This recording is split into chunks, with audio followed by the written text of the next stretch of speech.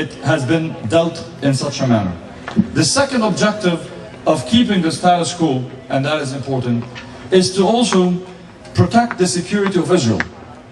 It's extremely important as part of our foreign policy towards the Middle East to keep Israel secure, meaning prevent any organized challenge to the policies of Israel, the policies of occupation, the policies of human rights abuses, and so on. So it is important to install governments like the Hosni Mubarak government, which would be puppets to keep the Egyptian people from demanding, for example, equality or maybe an end of the siege of Gaza.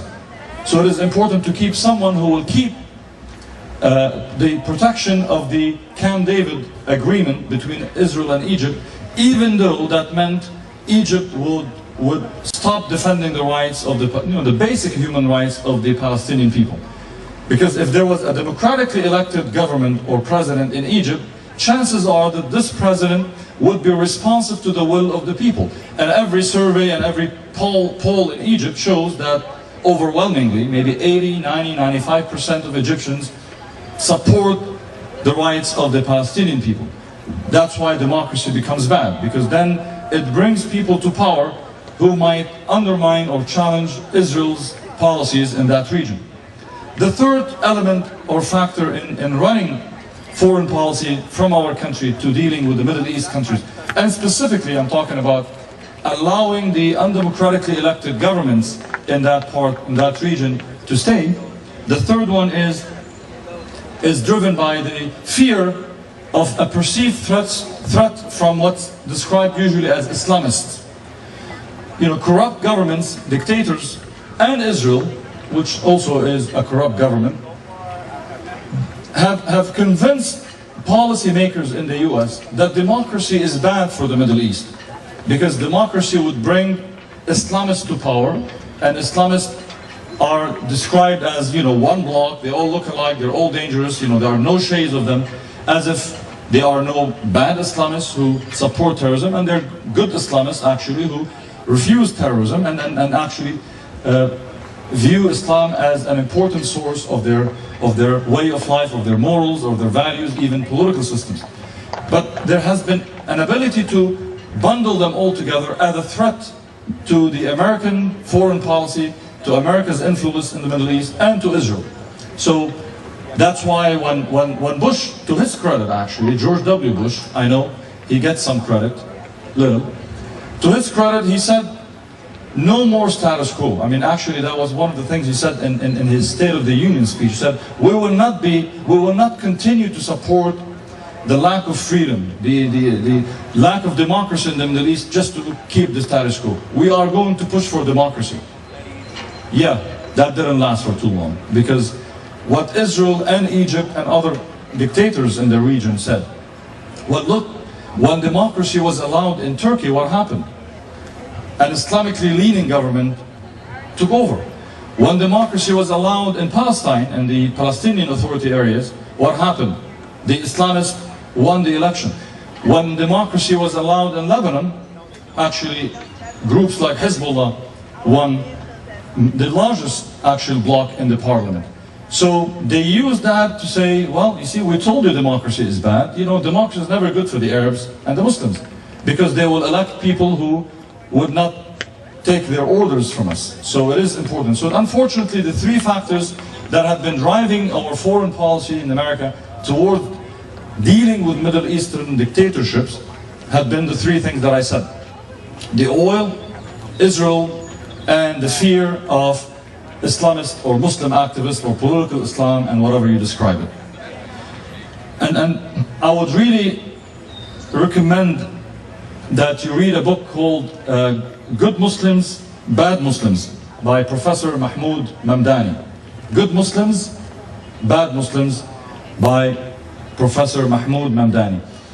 That book actually is an interesting book because it talks about how in our foreign policy some bad guys could become good and the good guys become bad based on political expediency, how useful they are to us. Good example, for example. When the Soviet Union, Russia invaded Afghanistan in the late 70s and established a pro-Soviet government in Kabul and overthrew the king, and then basically we felt the threat of communism was so big, and indeed it is a threat to freedoms, that it was justified for us to go and support the, anybody knows? Anybody awake? The Mujahideen, right?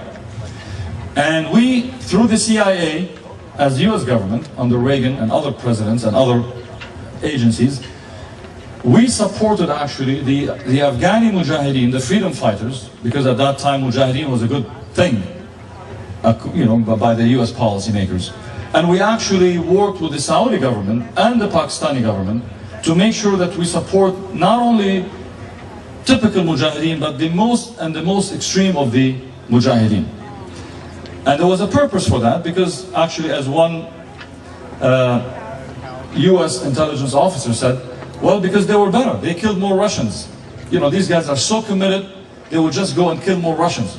So even when Afghani groups, even the more moderate Mujahideen groups in Afghanistan were complaining about the US supporting people like bin Laden and others, when they were complaining about that, the argument was, well, these guys get to kill more Russians than you guys, so we can.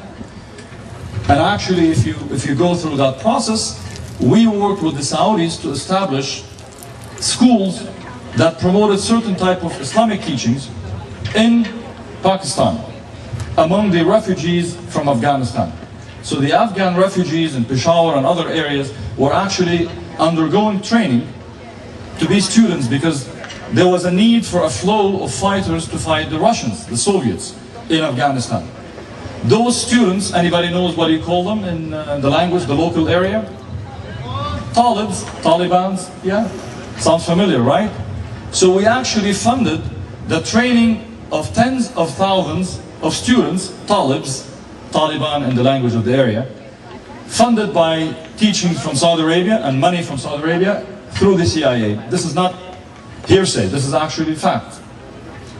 And then when the Soviet Union was defeated, forced out of Afghanistan, after we spent billions of dollars on Afghanistan, we never bothered to spend anything on rebuilding Afghanistan, to allow Afghanistan to have a government, schools, transportation system, roads, economy. We felt that our goal was achieved, and that is defeat the communists in Afghanistan, and we left with literally millions of weaponry pieces left in the hands of people, with an ideology that is extremely extreme that was promoted there, unchecked.